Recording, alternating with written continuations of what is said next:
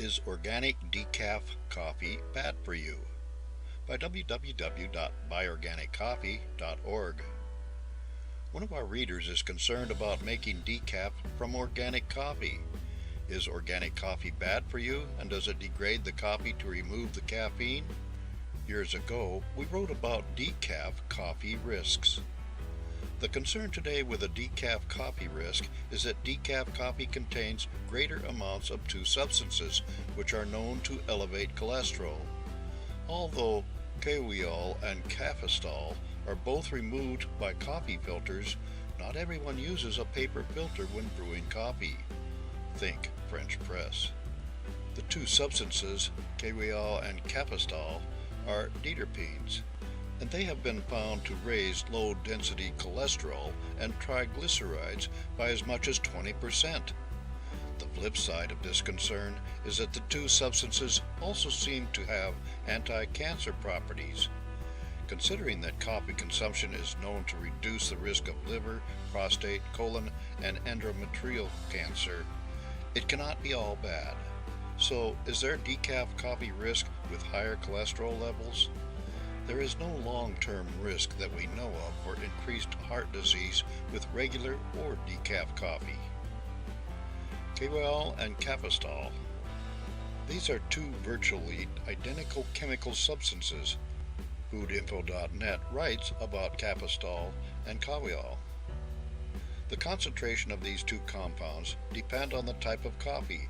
Arabica beans contain both cafestol and kahweol, whereas Robusta beans contain half as much cafestol and hardly any kahweol.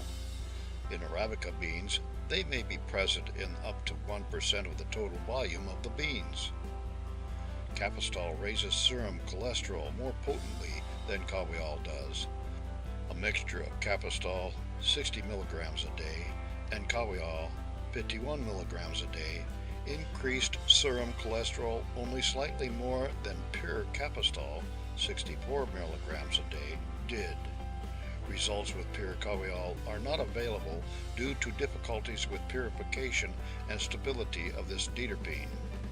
Because these substances stick to paper filters, they occur in lower concentrations in filtered coffee. Both paper filters and cloth filters remove significant amounts of both chemicals.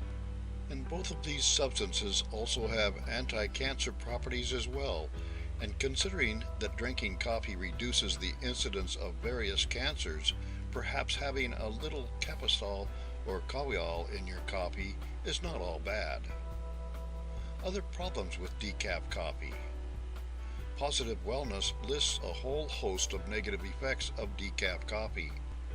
One of them is the residual chemicals from common decaffeination processes. The most common method for decaffeinating the coffee beans uses chemical solvents that may leave a residue on the coffee seeds. Soaking the coffee seeds in several chemical solvents such as methylene, chloride, and ethyl acetate for about 10 hours may be the reason for this. The beans are steamed again to remove most of the solvents. Be known that the FDA allows residues of these solvents to remain on the decaf coffee beans even after roasting. Read the article for more info, but remember that the reason you are drinking healthy organic coffee is to avoid all of those unwelcome chemicals that can be found in regular coffee.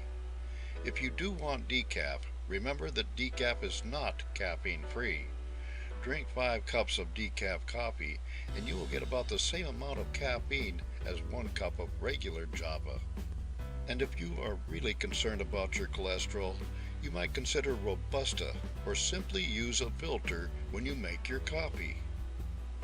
For more information about organic and other great coffees, visit www.buyorganiccoffee.org.